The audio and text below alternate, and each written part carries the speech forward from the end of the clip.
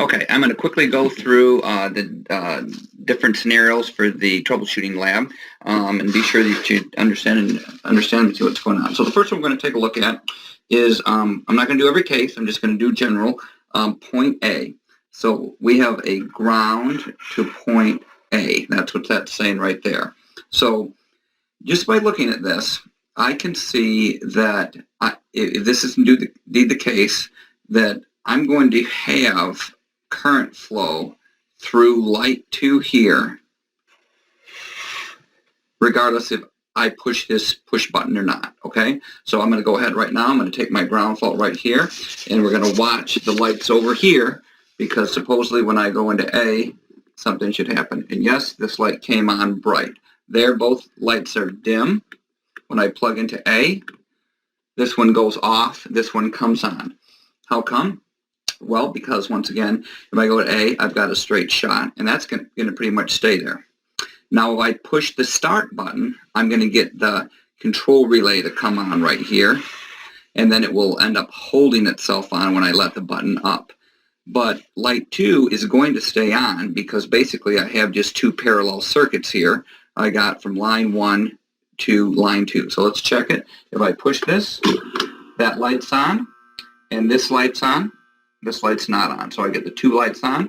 So that is my situation when I ground out to part A, just 2 parallel loads, and they're all coming off from line 1 through the load like that.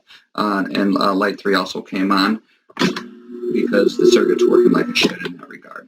Let's move on to case B.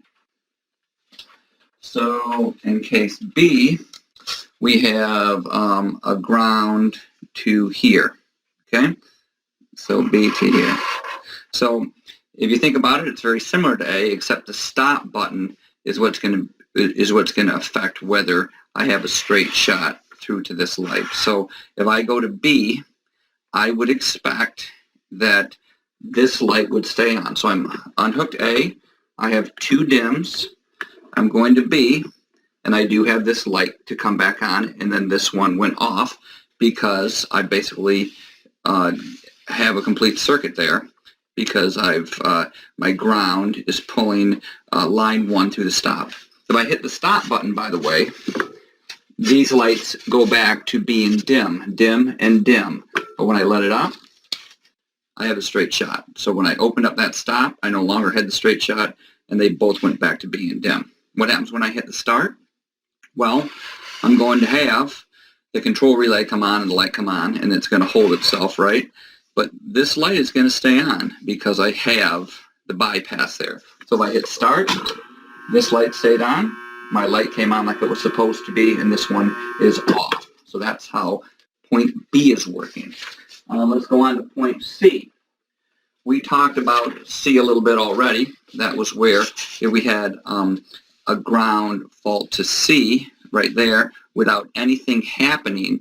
We had a path of electricity from line 1 through a load, and this load has less resistance, or it doesn't want, the electricity does not want to go through this load. It wants to try and take this path right here, okay?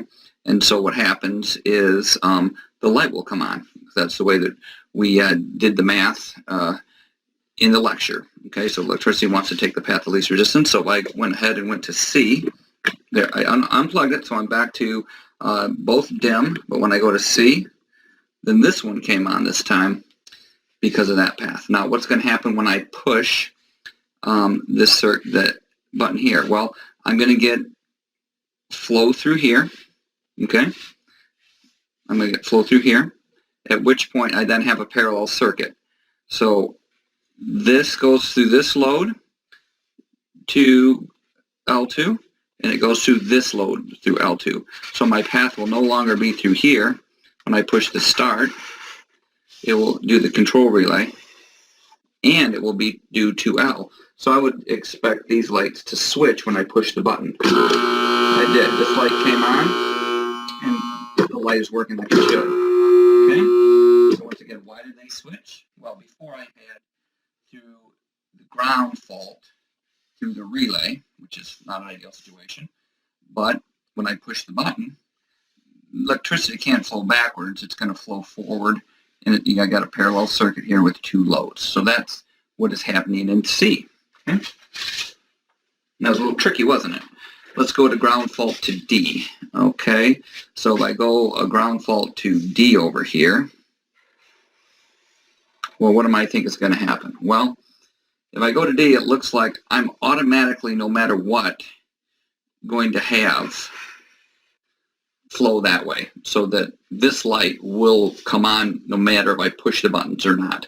If I do push the start button, I would think that I would get electricity to flow through here to the control relay, and it would latch on, and these would come on as well.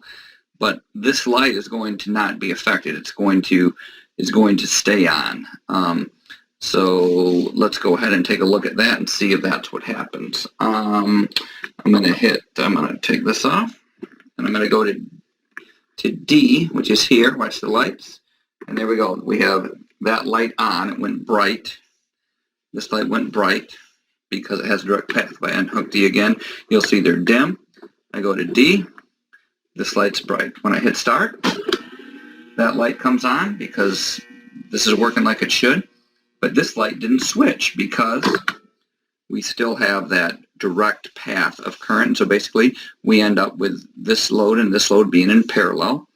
This one's always connected and this one's switched. So that was D. Going to take a look at E. Okay, so we have a ground fault to E, ground fault point E. Well, I'm not sure what that is. Let's just try that. It should be working like it normally should. So here is my ground fault lights. We hit start. They stay dim. This works. Everything works. There's really nothing going on here because E is to itself. We've got dim and dim.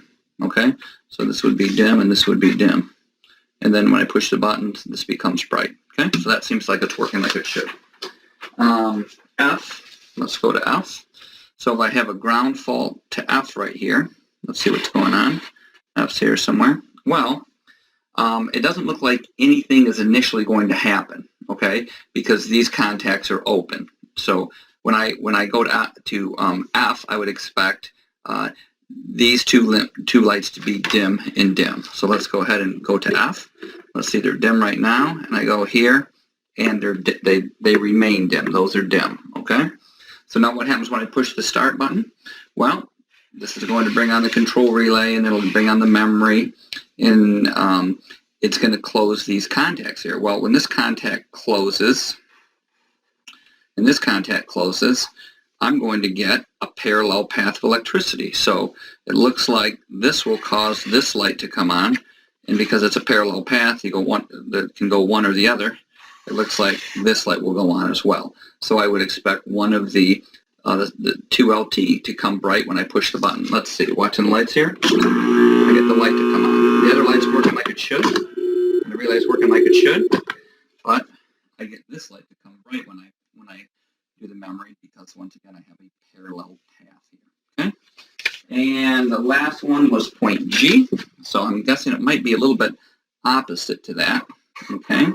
So when I go to G initially, I don't think anything is going to happen because these are not closed right here to allow any current to flow. So if I go to G, I got dim lights right now. I go G, they're dim. Okay. And so what happens when I push start again? I'm going to get the control relay on. I'll get memory.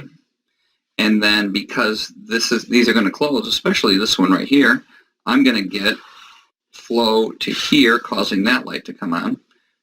And I'm going to have a parallel path, so I'm going to get this light on. So the opposite one of these lights is going to become bright, and that's what happened. The opposite one became bright. Before we had on the F, we had the flow this way. Now we've got the flow this way, and these two lights are in parallel to this neutral here.